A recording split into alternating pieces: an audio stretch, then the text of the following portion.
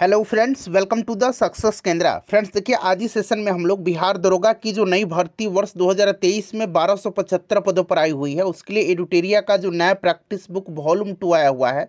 यहाँ पर आप देख सकते हैं एडुटेरिया बिहार दरोगा वॉल्यूम 2 है यह। इसमें टोटल 15 प्रैक्टिस सेट है। आज इस सेशन में हम लोग सेट नंबर 5 को पूरी डिटेल में एक्सप्लेनेशन के साथ कवर करने वाले हैं।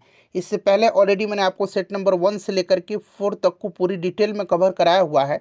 जिन्होंने भी नहीं देखा है जरूर देख लीजिएगा, लिंक आपको डिस्क्रिप्शन बॉक्स में आज की सेशन का मिल जाएगा। फ्रेंड्स, अगर आप चैनल पर पहली बार विजिट कर रहे हैं और बिहार दरोगा की बेहतरीन तरीके से तैयारी करना चाहते हैं तो आप चैनल को सब्सक्राइब कर लीजिए और जो बगल में बेल आइकन है, घंटी का निशान है, उसको जरूर दबा लीजिएगा, ताकि जब भी बिहार दरोगा भर्ती 2023 से संबंधित कोई भी इंपॉर्टेंट वीडियो अपलोड किया जाए तो उसका नोटिफिकेशन सबसे पहले आपके पास पहुंच जाए। तो चलिए फ्रेंड्स, बिना देरी किए हुए सेशन आज के स्टार्ट करते हैं। एक बार सभी लोग जल्दी से सेशन को लाइक कर दीजिए और जब सेशन समाप्त हो जाएगा पूरा सेट लगा लीजिएगा, तो इसको कम से कम एक ग्रुप में ज़रूर ही शेयर कर दीजिएगा। देखिए फ्रेंड्स, जैसे मैंने आपको बताया कि आज ही सेशन में हम लोग बिहार दरोगा की जो नई भर्ती वर्ष 2023 में 1275 पदों के लिए आई हुई है, उसके लिए एडुटेरिया का जो नया प्रैक्टिस बुक वॉल्यूम 2 आया हुआ है, उसके सेट नंबर 5 को हम डिस्कस करेंगे। देखिए, साथ ही साथ एडुटेरिया का बिहार दरोगा का जो प्रैक्टिस बुक वॉल्यूम 1 था उसको भी चलाया जा रहा है। आप वॉल्यूम 1 भी लगा सकते हैं। सभी का लिंक आपको डिस्क्रिप्शन बॉक्स में मिल जाएगा। फ्रेंड्स, थोड़ा सा मैं जूम कर देता हूँ ताकि प्रश्न जो है आपको स्पष्ट रूप से दिखाई दे।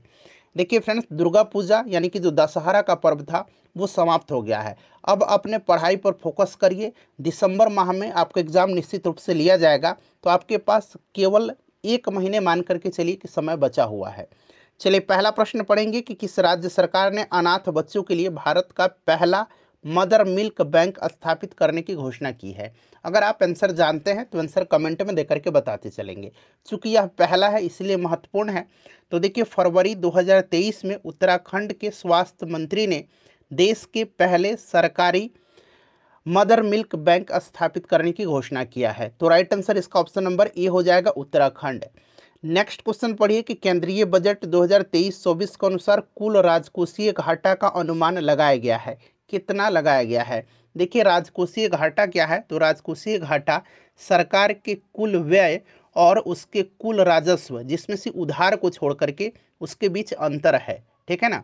राजकोषीय घाटा सरकार के कुल व्यय और उसके कुल राजस्व, और राजस्व में से उधार को छोड़ दीजिए तो इनके बीच का यह अंतर है। राइट आंसर इसका कितना हो जाएगा? तो ऑप्शन नंबर सी हो जाएगा। ठीक है ना फ्रेंड्स, 17,86,816 करोड़ रुपया। और देखिए, यह जीडीपी के 5.9%, ध्यान रखेंगे, जीडीपी के यह 5.9% गिरावट का अनुमान है। तो ये भी आप साथ साथ ध्यान रखिएगा। चलिए, केंद्रीय बजट 2023-24 के अनुसार किस क्षेत्र के लिए डिजिटल पब्लिक इंफ्रास्ट्रक्चर का निर्माण किया जाएगा? तो राइट आंसर इसका कृषि क्षेत्र हो जाएगा। Option number A correct answer हो जाएगा। कृषि क्षेत्र के लिए डिजिटल पब्लिक इंफ्रास्ट्रक्चर का निर्माण किया जाएगा। नेक्स्ट क्वेश्चन है कि आर्थिक समीक्षा 2022-23 के अनुसार कुल विद्युत उत्पादन में सबसे बड़ा हिस्सा किसका है? सबसे बड़ा हिस्सा जो है फ्रेंड्स, यह थर्मल एनर्जी का है। थर्मल ऊर्जा इसका राइट आंसर हो जाएगा। थर्मल ऊर्जा कितना है? तो 59.1% है। ठीक है ना। उसके बाद अगर पूछा जाएगा तो अक्षय ऊर्जा, 27.5%, 27.5%। उसके बाद हाइड्रो यानी कि जल विद्युत ऊर्जा हो जाएगा 11.7%। तो ये आप याद रखेंगे। तो right answer option number B हो जाएगा, थर्मल ऊर्जा। चलिए, उसके बाद देखिएगा तापीय ऊर्जा भी आपको कहीं मिलेगा, तो ध्यान रखना आपको। आर्थिक समीक्षा 2022-23 के आधार पर विश्व बैंक के अनुसार 2022 में शीर्ष धन प्रेषण प्राप्तकर्ता देश कौन सा है? तो ये अपना प्यारा भारत हो जाएगा। 100 बिलियन अमेरिकी डॉलर, ठीक है ना, 100 बिलियन अमेरिकी डॉलर की प्रेषण प्राप्त करने वाला दुनिया का पहला देश बन गया है अपना प्यारा Bharat. Option number A right answer हो जाएगा। चलिए, उसके बाद देखिए फ्रेंड्स, और ध्यान देंगे फ्रेंड्स, 2008 से लेकर के अब तक बिहार दरोगा में जितने भी प्रश्न पूछे गए हैं उनको मैंने सब्जेक्ट वाइज कवर कराया हुआ है। आप कह सकते हैं कि बिहार दरोगा का यह घटना चक्र 2023 है, जिसमें हमने आपको सब्जेक्ट वाइज कवर कराया हुआ है। हिस्ट्री का अलग, पॉलिटी का अलग, ज्योग्राफी का अलग, साइंस का अलग। तो देख लीजिए, कम समय में आपका बेहतरीन तरीके से रिवीजन हो जाएगा। चलिए, प्रश्न पढ़ेंगे कि हाल ही में प्रधानमंत्री नरेंद्र मोदी द्वारा विश्व के पहले नैनो यूरिया संयंत्र का उद्घाटन किस राज्य में किया गया? तो देखिए फ्रेंड्स, आपको याद होगा कि प्रधानमंत्री मोदी जी ने गुजरात के कलोल में, कहाँ पर, गुजरात के कलोल में इफ़को द्वारा दुनिया के पहले नैनो यूरिया लिक्विड प्लांट का उद्घाटन किया है। प्रधानमंत्री नरेंद्र मोदी ने गुजरात, राइट आंसर हो जाएगा गुजरात के कलोल, याद रखेंगे। चलिए, प्रतिवर्ष किस तिथि को विभाजन विभीषिका स्मृति दिवस मनाने का निर्णय प्रधानमंत्री नरेंद्र मोदी द्वारा लिया गया है? तो करेक्ट आंसर इसका हो जाएगा 14 अगस्त के दिन। 14 अगस्त राइट आंसर हो जाएगा। बंटवारा हुआ था भारत और पाकिस्तान का, ठीक है ना। चलो, उसके बाद नेक्स्ट क्वेश्चन हमारा कि दिसंबर 2022 में आए बम चक्रवात निम्नलिखित में से किस क्षेत्र को प्रभावित किया था? देखिए, ये जो बम चक्रवात है ना, ये बम चक्रवात एक बर्फीला तूफान है। क्या है फ्रेंड्स? यह एक बर्फीला तूफान है और यह आया था कहाँ पर? तो फ्रेंड्स, यह जो आया था यह अमेरिका और कनाडा में आया था। ऑप्शन सी राइट आंसर हो जाएगा। उसके बाद देखिएगा, EOS-07 उपग्रह को किस प्रक्षेपण यान से प्रक्षेपित किया गया था? अब यहाँ पर ध्यान देने योग्य बात है, यहाँ पर देखिए EOS जो है, EOS इसका फुल फॉर्म क्या होता है? तो ध्यान दीजिएगा, EOS का जो फुल फॉर्म होता है ये होता है earth observation satellite, earth observation satellite, ध्यान रखिएगा। और देखिए फ्रेंड्स, इसको जो प्रक्षेपित किया गया है, यह प्रक्षेपित किया गया है फरवरी 2023 10 फरवरी के दिन, ठीक है ना। किससे? तो SSLV यानी कि SSLV का फुल फॉर्म क्या होगा? स्मॉल सैटेलाइट लॉन्च व्हीकल, ठीक है ना।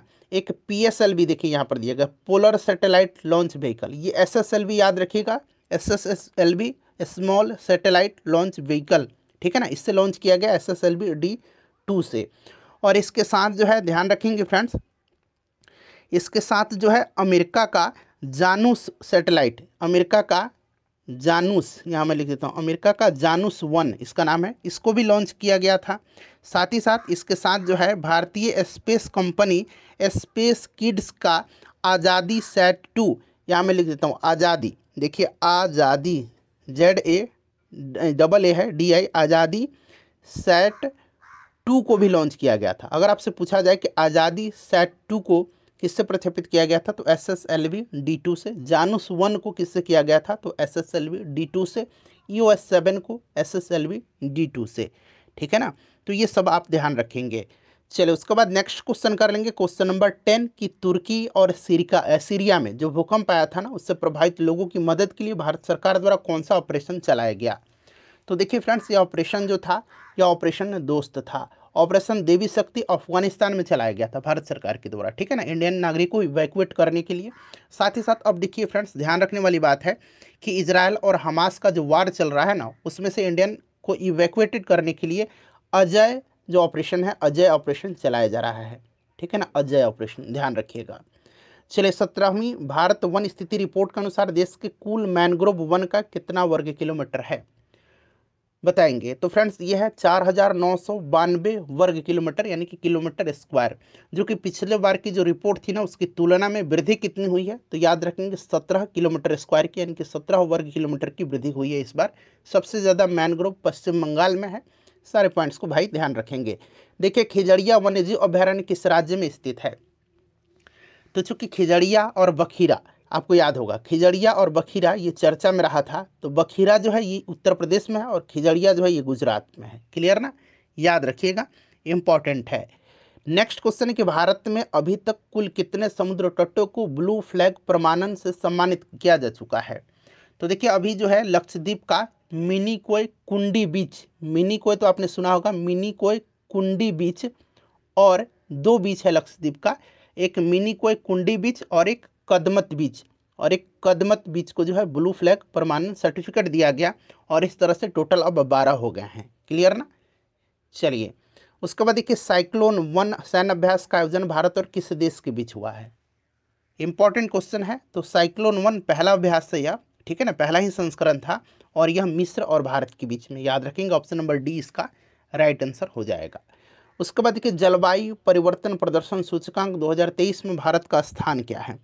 देखिए, क्लाइमेट चेंज परफॉर्मेंस इंडेक्स, इसको कहा जाता है CCPI शॉर्ट में, क्लाइमेट चेंज परफॉर्मेंस इंडेक्स, ठीक है ना। और यह जो है संस्था कौन जारी करता है? तो इसको जारी करता है, देखिए 3 संस्था है, जर्मन वाच, एक जर्मन वाच हो गया, दूसरा न्यू क्लाइमेट इंस्टीट्यूट, और तीसरा हो गया क्लाइमेट एक्शन नेटवर्क। ये 3 संस्था जारी करता है। कौन कौन से? German watch, new climate institute और क्लाइमेट एक्शन नेटवर्क, ठीक है ना। और भारत का स्थान इसमें 8वां है, जो कि पहला, दूसरा और तीसरा स्थान किसी भी देश को नहीं दिया गया है, ठीक है ना। तो और चौथे स्थान पर जो है डेनमार्क है। क्लियर? चलिए, भारत 8वें नंबर पर है। राष्ट्रीय विज्ञान दिवस 2023 का आपसे थीम पूछा जा रहा है, बताएंगे राइट आंसर। वैश्विक कल्याण के लिए वैश्विक विज्ञान, यानी कि global science for global wellbeing. Next, अच्छा, ये राष्ट्रीय विज्ञान दिवस मनाया कब जाता है? जरा आप डेट बताएंगे आप? चलिए, आप लोग कमेंट करके जरा बताइएगा मुझे। हिंदी भाषा के लिए साहित्य अकादमी पुरस्कार 2022 से किसे सम्मानित किया गया है? हिंदी भाषा के लिए, अंग्रेजी भाषा के लिए और मैथिली भाषा के लिए, ये आपको कम से कम याद रखना है। अंग्रेजी भाषा के लिए अनुराधा रॉय को दिया गया है, ठीक है ना। All the lives we never lived उपन्यास के लिए, इनके उपन्यास है all the lives we never lived, ठीक है ना। और हिंदी के लिए पूछा गया है तो बद्री नारायण को दिया गया है हिंदी के लिए, ठीक है ना। तुमड़ी के शब्द के लिए कविता संग्रह तुमड़ी के शब्द। और मैथिली के दिया गया है अजीत आज़ाद को, मैथिली के लिए अजीत आज़ाद को दिया गया पेन ड्राइव में पृथ्वी, ठीक है ना। चलिए, भौतिकी के क्षेत्र में नोबेल पुरस्कार, देखिए नोबेल पुरस्कार वितरित किया जा चुका है और निश्चित रूप से यहाँ से प्रश्न आपके एग्जाम में देखने को मिलेगा। नोबेल प्राइज देख लीजिएगा, ठीक है ना। देखिए, मैं आपको बता देता हूँ, जैसे कि शांति के क्षेत्र में नोबेल पुरस्कार किसको दिया गया था? तो नरगिस मोहम्मदी को, ये आपको याद होगा, इंपॉर्टेंट है। साहित्य के क्षेत्र में जॉन फॉसे को, साहित्य के क्षेत्र में जॉन फॉसे को दिया गया था। तो कम से कम ये 2 नाम जरूर याद रखिएगा। और भौतिकी के क्षेत्र में, केमिस्ट्री के क्षेत्र में और जीव विज्ञान के क्षेत्र में और अर्थशास्त्र के क्षेत्र में, ये सब देख लीजिएगा, एक बार प्रश्न बनेगा, इनमें से सभी राइट आंसर हो जाएगा, तीनों को दिया गया था। चलिए, क्वेश्चन नंबर 19 करेंगे कि 12वें विश्व हिंदी सम्मेलन का आयोजन कहाँ किया गया था? ये प्रश्न बहुत बार रिपीट हो चुका है, जो कि इंपॉर्टेंट है। फिजी में किया गया था। फिजी की राजधानी कहाँ पर है? तो सुआ में है, ठीक है ना भाई। 22वें फीफा विश्व कप 2022 का विजेता, अब यहाँ पर देख लीजिएगा, अगर आपसे पूछा जाएगा कि 23वां फीफा विश्व कप कहाँ होगा, जो कि 2026 में होगा, तो फ्रेंड्स ये यूएसए, कनाडा और मैक्सिको में होगा। इतना आप ध्यान रखना आपको, ठीक है ना। 2022 में जो हुआ था ये दोहा में हुआ था, कतर, ठीक है ना। और विजेता जो रहा था अर्जेंटीना रहा था, फ्रांस को हरा करके जीता था, सब याद रखना आपको। चलिए, किस फुटबॉल खिलाड़ी, प्रसिद्ध फुटबॉल खिलाड़ी पेले जो थे, ये प्रसिद्ध फुटबॉल खिलाड़ी थे, इनका निधन हो गया है, वे किस देश के खिलाड़ी थे? तो पेले जो थे ये फुटबॉल के खिलाड़ी थे। पहले तो ये आपको याद रखना है कि ये फुटबॉल के महान खिलाड़ी थे और ये ब्राज़ील के थे, ब्राज़ील राइट आंसर हो जाएगा। हाल ही में किस देश ने वर्ष 2027 तक देश में ब्याज मुक्त बैंकिंग प्रणाली को लागू करने की घोषणा की है? तो यह देश जो है यह पाकिस्तान है, option number B right answer हो जाएगा, ठीक है ना, ये पाकिस्तान है।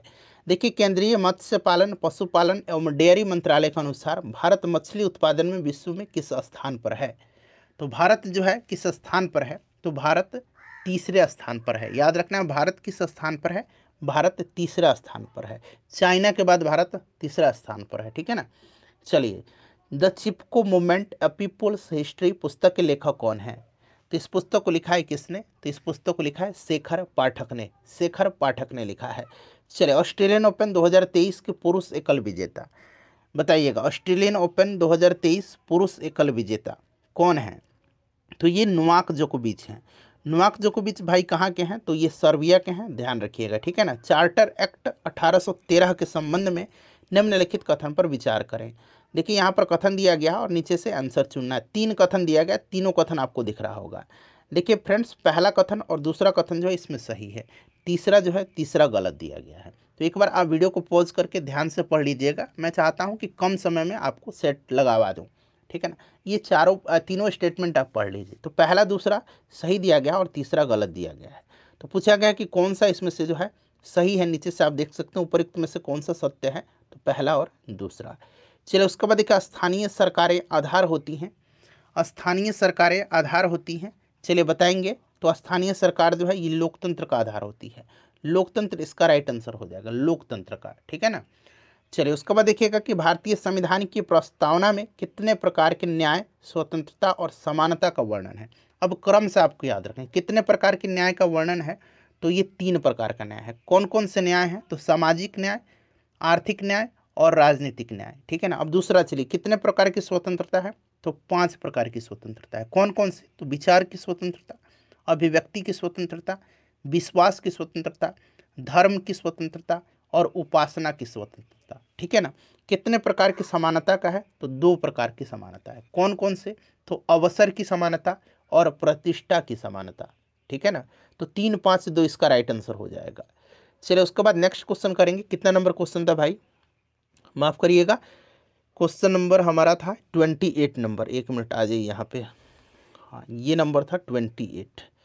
ठीक है ना, यही था ना क्वेश्चन। राइट आंसर इसका ऑप्शन नंबर यहाँ पर सी हो जाएगा। चलिए अब आइए 29 नंबर करेंगे। देखिए 29 नंबर में क्या है कि किस संविधान संशोधन द्वारा यह प्रावधान किया गया कि मंत्रिपरिषद में मंत्रियों की संख्या प्रधानमंत्री को शामिल करके कुल संख्या का 15% से अधिक नहीं होना चाहिए।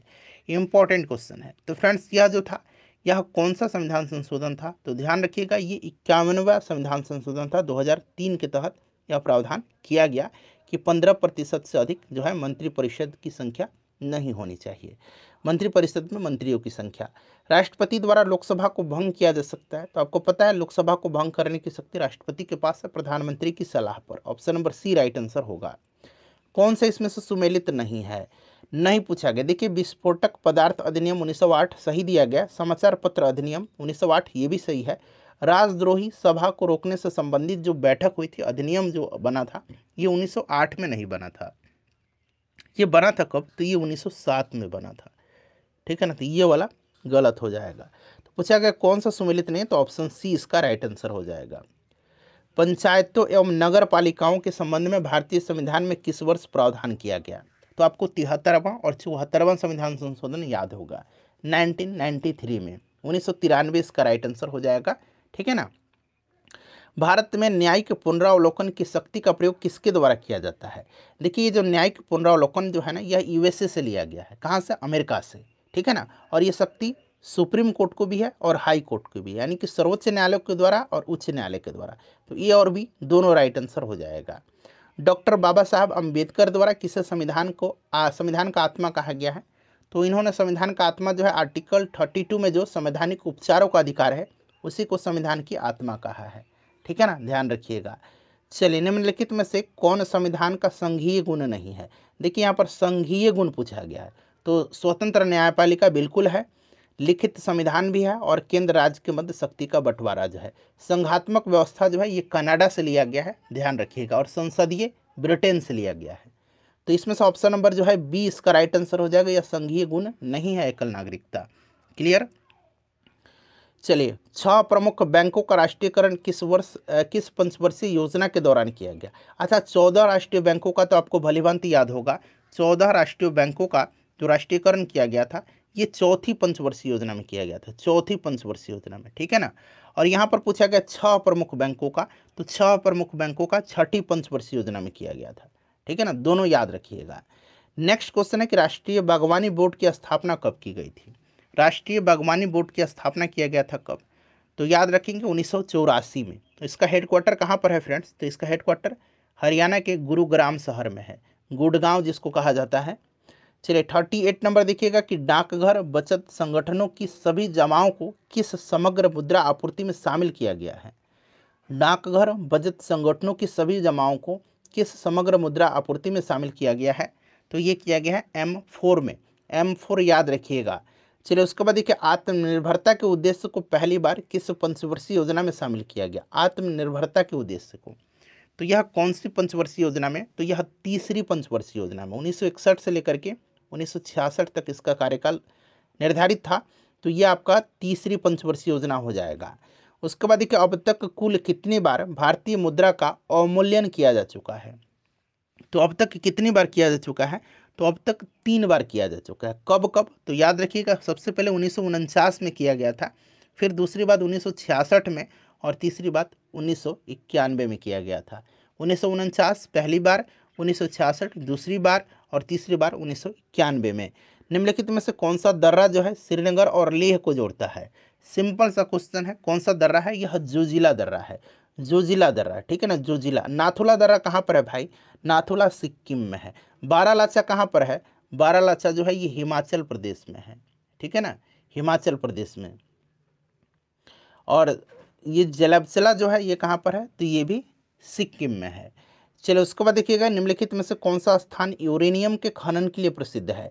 यूरेनियम के खनन के लिए तो ये आपको झारखंड का जादूगोड़ा याद होगा। जादूगोड़ा राइट आंसर इसका हो जाएगा। बेरिंग जल डमरू मध्य जो है यह किसको जोड़ता है? बेरिंग जो है यह जोड़ता किसको है? बेरिंग जोड़ता है अटलांटिक और प्रशांत को। एक मिनट रुक जाइए, आर्कटिक और प्रशांत को, आर्कटिक और प्रशांत को, ठीक है ना। चलिए ये ध्यान रखेंगे। उसके बाद देखिए, किस चट्टान में नत वलन यानी कि डाउनफोल्ड, किसी चट्टान में डाउनफोल्ड को क्या कहा जाता है? किसी चट्टान में डाउनफोल्ड को क्या कहा जाता है? तो इसको अभिनति कहा जाता है। इसको अभिनति कहा जाता है। किसी भी चट्टान में जो डाउनफोल्ड होता है उसको अभिनति कहा जाता है। कोलेरू झील पूछा गया है, किस राज्य में है? कोलेरू जो है ये कहाँ पर है? आंध्र प्रदेश में है। कोलेरू आंध्र प्रदेश में है। लोनार झील महाराष्ट्र में है। लोनार महाराष्ट्र में है, ठीक है ना। चलिए उसके बाद देखिए, सरदार सरोवर बांध किस नदी पर बना हुआ है? सरदार सरोवर जो बना हुआ है ये किस नदी पर बना हुआ है? तो ये नर्मदा पर है, गुजरात में, ठीक है ना, ध्यान रखिएगा। कौन सा कथन इसमें से गलत पूछा गया है? देखिए, भारत का दक्षिणतम बिंदु इंदिरा पॉइंट है, ये सही है। सबसे उत्तरी बिंदु इंदिरा कॉल है, ये भी सही है। पूर्वी बिंदु किबुथु और पश्चिमी बिंदु गहिरमाथा, ये भी सही है। तो कोई भी गलत नहीं है, इनमें से सभी कथन जो है ये सही है। तो ऑप्शन नंबर इसीलिए इसका डी राइट आंसर हो जाएगा। चलिए उसके बाद 48 नंबर करेंगे। यहाँ से देखिए 48 नंबर है कि आकाशगंगा की निकटतम स्पाइरल गैलेक्सी, यहाँ अंग्रेजी में दिया गया स्पाइरल गैलेक्सी कौन सी है? आकाशगंगा की निकटतम स्पाइरल गैलेक्सी, तो यह गैलेक्सी जो है यह पूछा गया है कौन सी गैलेक्सी है? तो यह गैलेक्सी एंड्रोमेडा गैलेक्सी है। एंड्रोमेडा गैलेक्सी, इसे क्या कहा जाता है? इसे मेसियर 31 के नाम से भी जाना जाता है। इसे मेसियर 31 के नाम से भी जाना जाता है, ये भी आप ध्यान रखिएगा। चलो उसके बाद देखिए, क्वार्टजाइट जो है यह किस प्रकार का एक शैल होता है? तो क्वार्टजाइट किसका उदाहरण है? तो देखिए क्वार्टजाइट जो है ना, यह रूपांतरित चट्टान का उदाहरण है। रूपांतरित के उदाहरण कौन कौन से हैं? तो एक तो क्वार्टजाइट हो गया, उसके बाद इसमें नीस हो गया, नीस, नीस, साइनाइट, स्लेट, ठीक है ना, स्लेट जिसको कहेंगे, स्लेट, क्वार्टजाइट, ये सब जो है ये आपके रूपांतरित के। अच्छा, आग्नेय चट्टान का उदाहरण भी पूछा जाता है, तो आग्नेय चट्टान का ग्रेनाइट और बेसाल्ट याद रखिएगा। ग्रेनाइट और बेसाल्ट आग्नेय चट्टान के उदाहरण हैं। वह क्षेत्र जहाँ किसान केवल सब्जियों में विशेषज्ञता रखते हैं, इस प्रकार की खेती को क्या कहा जाता है? इस प्रकार की खेती को क्या कहा जाता है? तो इसको ट्रक फार्मिंग कहा जाता है, ठीक है ना, ट्रक फार्मिंग। देखिए, मौर्य काल में संस्था एवं संचार का संबंध किससे था? मौर्य काल में संस्था एवं संचार का संबंध, अच्छा मौर्य काल के विषय में थोड़ा सा जान लीजिए। स्थापना चंद्रगुप्त मौर्य ने किया था, आपको याद होगा, ठीक है ना। फिर चंद्रगुप्त मौर्य के बाद बिंदुसार आया, बिंदुसार के बाद अशोक, अशोक सबसे महानतम सम्राट हुआ था, ध्यान रखेंगे। तो ये कहा जाता था गुप्तचर व्यवस्था को। मिथिला के कर्नाट वंश की स्थापना किसने किया था? मिथिला का जो कर्नाट वंश था इसकी स्थापना नान्यदेव ने किया था, नान्यदेव ने, ठीक है ना। और इसके आखिरी शासक हरिसिंह देव थे। कर्नाट वंश की राजधानी जो थी ये कहाँ थी? सिमरागढ़ थी। और कर्नाट वंश को मिथिला का स्वर्ण युग कहा जाता है, ध्यान रखिएगा, बिहार से संबंधित प्रश्न है। निम्नलिखित घटनाओं को कालक्रम के अनुसार बढ़ते हुए सही क्रम में व्यवस्थित करें। देखिए, वास्को डी गामा की दूसरी बार भारत यात्रा, जी हाँ, वास्को डी गामा 3 बार भारत की यात्रा किया था। पहली बार 1498 में, आपको याद होगा, दूसरी बार 1501 में, तीसरी बार 1524 में, ठीक है ना, ध्यान रखेंगे, 3 बार आया था। कहीं कहीं आपको 1501 या कहीं कहीं आपको 1502 भी मिलेगा, तो घबराना नहीं है आपको, 3 बार आया था, ठीक है ना। एक बार 1498, फिर 1501-2 में, 1501 ही आप मान के चलिए, और तीसरी बार 1524 में, 3 बार आया था, ठीक है ना। तो ये आपका एक बार, दूसरी बार 1501। वांडीवास का निर्णायक युद्ध 1760, नॉट 19, 1760 में। ईस्ट इंडिया कंपनी का स्थापना 1600 ईस्वी में। और बेदरा का युद्ध जो हुआ था ये 1759 में हुआ था। बेदरा का युद्ध किसके बीच हुआ था? अंग्रेज और डचों के बीच में, अंग्रेज और डचों के बीच हुआ था बेदरा का युद्ध। तो ये क्रम अब आप लगा लीजिए। देखिए, इसमें से अगर हम क्रम की बात करें तो सबसे पहले आपका 1501 यानी कि पहला आ जाएगा। उसके बाद दूसरे नंबर पर आ जाएगा 1501 के बाद 1759 यानी कि चौथा। पहला और चौथा कहाँ पर दिया गया है? 1 मिनट रुक जाइए। कालक्रम के अनुसार बढ़ते क्रम में, तो यही क्रम होना चाहिए ना, पहला, उसके बाद आपका 1500 के बाद, नहीं 1500 के बाद यहाँ 1600 है ना, फिर 15 यानी कि पहला, फिर तीसरा, फिर चौथा और फिर दूसरा, 1 3 4 2 यहाँ पर दिया गया, ठीक है ना। चलिए उसके बाद देखिए निम्न में से किस क्षेत्र में अस्थायी बंदोबस्त की प्रथा प्रचलित नहीं थी। अस्थायी बंदोबस्त पूछा गया है, बताएंगे राइट आंसर इसका क्या होगा। तो राइट आंसर इसका पंजाब हो जाएगा, ठीक है ना। यहाँ पर अस्थायी बंदोबस्त की व्यवस्था प्रचलित नहीं थी।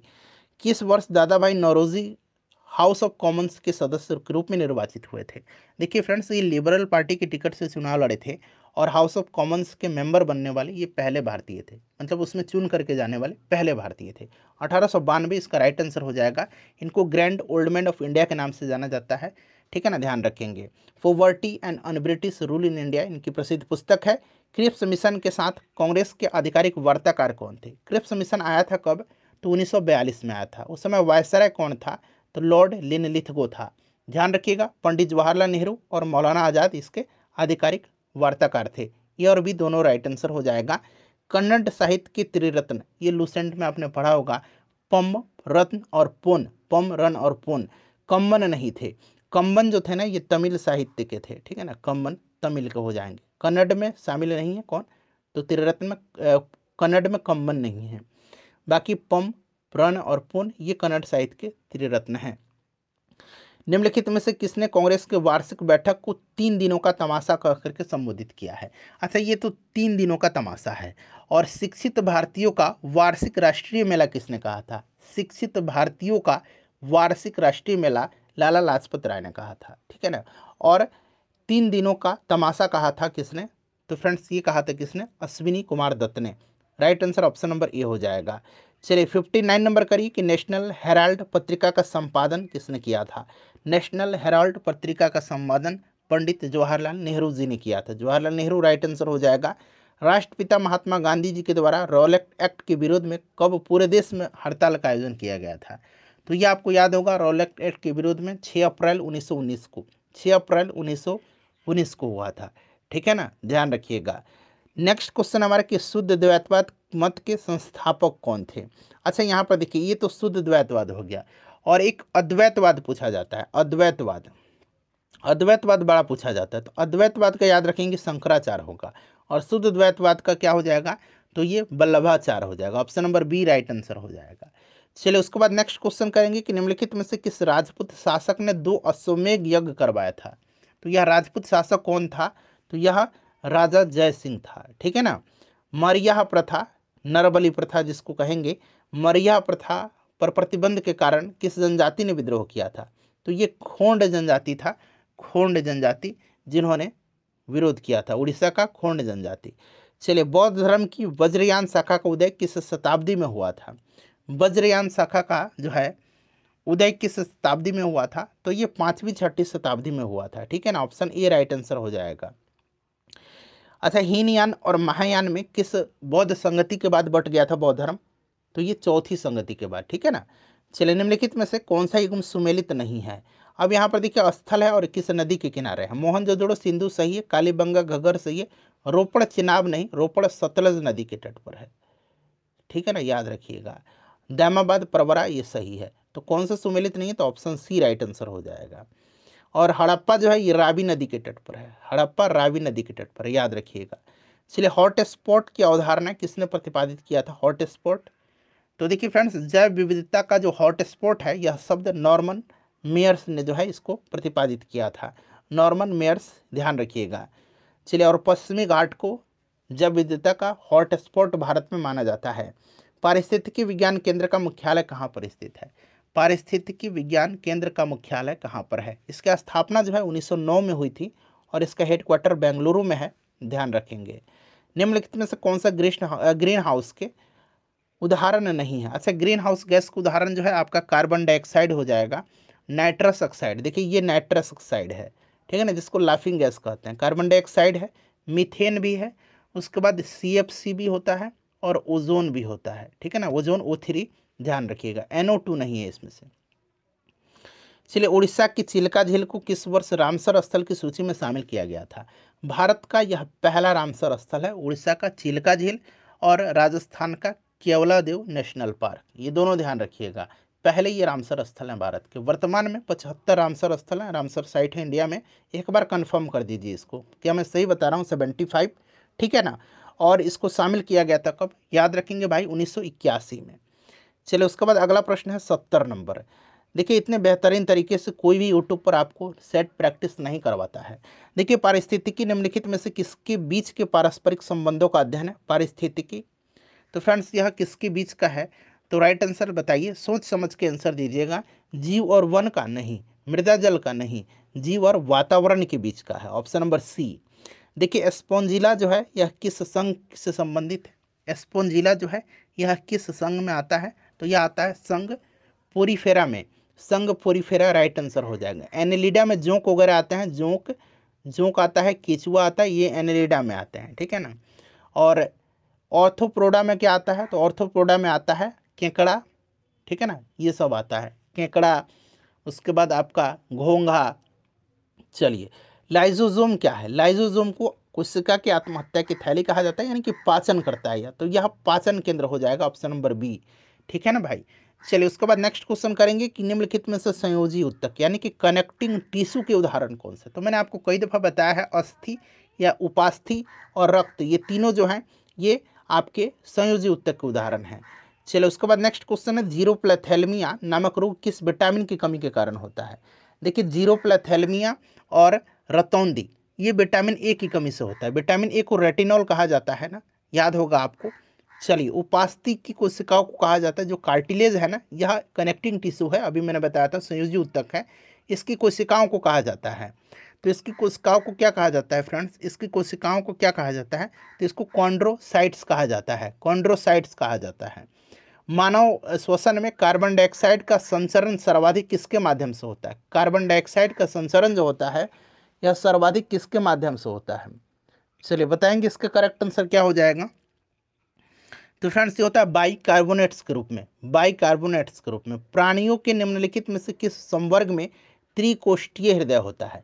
देखिए त्रिकोष्ठीय पूछा गया है, चार कोष्ठीय मैं बता देता हूँ। चार कक्षीय हृदय जो है ये पाया जाता है किसमें, स्तनधारी और पक्षियों में, यानी कि हमारे में जो हम लोग स्तनधारी हैं और पक्षियों में चार कक्षीय। मछली में, मत्स्य में दो कक्षीय हृदय, और यहाँ तीन कक्षीय पूछा गया है जो कि उभयचर और सरीसृप में पाया जाता है, option number B right answer होगा। चलिए उसके बाद देखिए रक्तचाप को नियंत्रित करने वाली ग्रंथि कौन सी है, तो ये एड्रेनल ग्लैंड है, अधिवृक्क ग्रंथि है, ठीक है ना। अधिवृक्क ग्रंथि याद रखिएगा इंपॉर्टेंट है, रक्तचाप को नियंत्रित करता है अधिवृक्क ग्रंथि। मूत्र का पीला रंग किसकी मौजूदगी के कारण होता है, मूत्र का पीलापन जो होता है ना, पीला रंग, ये यूरोक्रोम के कारण होता है, यूरोक्रोम। सिंपल क्वेश्चन है। किसमें से जीन की कार्यात्मक इकाई पूछा गया, कौन सा जीन का, तो मैंने आपको कई बार ये भी बताया कि सिस्ट्रॉन जो होता है ना, ये जीन की कार्यात्मक इकाई है। प्लांक नियतांक का मात्रक क्या है, तो जूल सेकंड होता है प्लांक नियतांक का मात्रक, ठीक है ना। चलिए उसके बाद देखिएगा कि एक अंतरिक्ष यात्री पृथ्वी तल की तुलना में चंद्र तल पर अधिक ऊंचाई छलांग लगा सकता है, अधिक ऊंची छलांग, इसका कारण क्या है। तो सिंपल सा क्वेश्चन है भाई, इसका कारण भी आपको पता होगा कि चंद्र तल पर गुरुत्वाकर्षण बल पृथ्वी की तुलना में क्या है, अत्यल्प है, ऑप्शन नंबर सी 1/6। बर्फ के दो टुकड़े को आपस में दबाने पर टुकड़े आपस में चिपक जाते हैं, कारण क्या है इसका, तो आपस में चिपक जाते हैं क्यों, तो इसलिए चिपक जाते हैं कि दाब अधिक होने से बर्फ का गलनांक क्या होता है, घट जाता है। दाब अधिक होने से बर्फ का गलनांक घट जाता है। निम्नलिखित में से किस प्रकाश के जो रंग है उसका तरंग दर सबसे कम होता है, तो सबसे ज़्यादा आपको पता है लाल का होता है, और सबसे कम जो होता है ये बैगनी का होता है। तो सबसे कम पूछा गया है ना, तो बैगनी हो जाएगा, सबसे ज़्यादा पूछता तो लाल होता है। सबसे ज़्यादा विचलन किसका होगा, तो बैगनी का, क्योंकि इसका तरंग दर सबसे कम है इसीलिए विचलन ज़्यादा होगा। सबसे कम विचलन लाल का होगा क्योंकि इसका तरंग दर सबसे ज़्यादा है। जल के अस्थायी कठोरता को दूर करने के लिए जल में क्या मिलाया जाता है, तो जल में क्या मिलाया जाता है, तो जल में देखिए मिलाया जाता है सोडियम कार्बोनेट को। देखिए निम्नलिखित में से मिलान करना है यहाँ पर पोटेशियम नाइट्रेट, तो पोटेशियम नाइट्रेट जो है ये आपका बारूद हो जाएगा। पेनिसिलिन ये आपका एंटीबायोटिक है प्रतिजैविक। यूरिया एक उर्वरक है, और मेलाथियान जो है ये कीटनाशी है। तो इसको अब आप लोग भाई मिला लीजिएगा, ठीक है ना। चलिए मैं आगे बढ़ता हूँ। कौन सा पौधे के लिए एक सूक्ष्म पोषक तत्व है, तो इसमें से पौधे के लिए सूक्ष्म पोषक तत्व जो है ये बोरॉन हो जाएगा। कार्बनिक अम्ल कौन सा है, इनमें से कार्बनिक अम्ल पूछा गया है, तो ये एसेटिक अम्ल जो होगा ये कार्बनिक अम्ल है, ठीक है ना, एसेटिक एसिड जो कि सिरका में पाया जाता है। अमोनिया गैस बनाने की हैबर विधि में उत्प्रेरक के रूप में किसका प्रयोग किया जाता है, हैबर विधि किस में प्रयोग किया जाता है, अमोनिया बनाने के लिए इसमें किस उत्प्रेरक का इस्तेमाल किया जाता है? तो लौह चूर्ण का, यानी कि लोहे के चूर्ण का। चलिए, कथन पर विचार करना है। 7A के तत्व इलेक्ट्रॉन बंधुता उच्च होती है, बताइएगा। सही दिया गया है। सबसे अधिक इलेक्ट्रॉन बंधुता फ्लोरीन की होती है, नहीं, ये क्लोरीन की होती है, ये गलत दिया गया है। ठीक है ना, तो पहला गलत हो गया, पहला सही हो गया, दूसरा गलत है। और यहाँ पर देखेंगे तीसरा, निष्क्रिय गैसों का गलनांक निम्न होता है, बिल्कुल सही दिया गया है। तो पहला और तीसरा सही है। तो कौन सा सही है? तो पहला और तीसरा, ऑप्शन नंबर डी। ठीक है ना। चलिए, उसके बाद देखिएगा कि कलामंडलम, यहाँ देखिए कलामंडलम कल्याणी कुट्टी अम्मा किस नृत्य शैली की एक भारतीय शास्त्रीय नृत्यांगना थी? तो कलामंडलम कल्याणी कुट्टी अम्मा, यह जो है यह किससे थी? तो यह मोहिनी अट्टम की, मोहिनी अट्टम राइट आंसर हो जाएगा। भारतमाला परियोजना की शुरुआत कब किया गया था? भारतमाला परियोजना 2017 में, 2017 राइट आंसर हो जाएगा। निम्न में से भारत के सर्वाधिक जनसंख्या वाले राज्य का सही क्रम, सही क्रम जो है आपको बताना है। तो ये फ्रेंड्स आपका हो जाएगा सबसे ज़्यादा उत्तर प्रदेश, फिर महाराष्ट्र, फिर बिहार, फिर पश्चिम बंगाल। तो देखिए उत्तर प्रदेश तो नहीं दिया गया, लेकिन महाराष्ट्र, बिहार और पश्चिम बंगाल दिया गया है। Option number A right answer हो जाएगा। निम्नलिखित पुस्तक में से कौन सा सही सुमेलित लेखक के नाम से नहीं है? रसखान प्रेम वाटिका सही है, फिरदौसी शहनामा भी सही दिया गया है, रविन्द्रनाथ टैगोर हंगरी स्टोन, अमृता प्रीतम का आंसू नहीं है, आंसू जो है यह जयशंकर प्रसाद का है। ठीक है ना, तो ये वाला ऑप्शन डी गलत है, यानी कि सुमेलित नहीं है। 95 नंबर है कि निम्नलिखित में से किस देश का राष्ट्रीय खेल फुटबॉल नहीं है? मलेशिया का फुटबॉल नहीं है। ठीक है ना, बाकी रूस, ब्राज़ील और फ्रांस का फुटबॉल है। इन 95 प्रश्नों में से फ्रेंड्स अपना स्कोर बता दीजिए, वीडियो को लाइक कर दीजिए और शेयर कर दीजिएगा। यहाँ से मैं मैथ रीजनिंग का आंसर बता दे रहा हूँ। व्हाट्सएप का चैनल मैंने बनाया हुआ है, व्हाट्सएप चैनल पर जुड़िए, प्रैक्टिस सेट आपको दिया जाएगा वहाँ पर। व्हाट्सएप चैनल का लिंक डिस्क्रिप्शन में मिल जाएगा, एक बार जरूर जुड़ जाइए, PDF वहीं पर आपको मिल जाएगा। चलिए, उसके बाद नेक्स्ट क्वेश्चन करेंगे। 97 का 2% हो जाएगा। एक बार मैथ के क्वेश्चन को आप लोग खुद से भी सॉल्व कर लीजिएगा।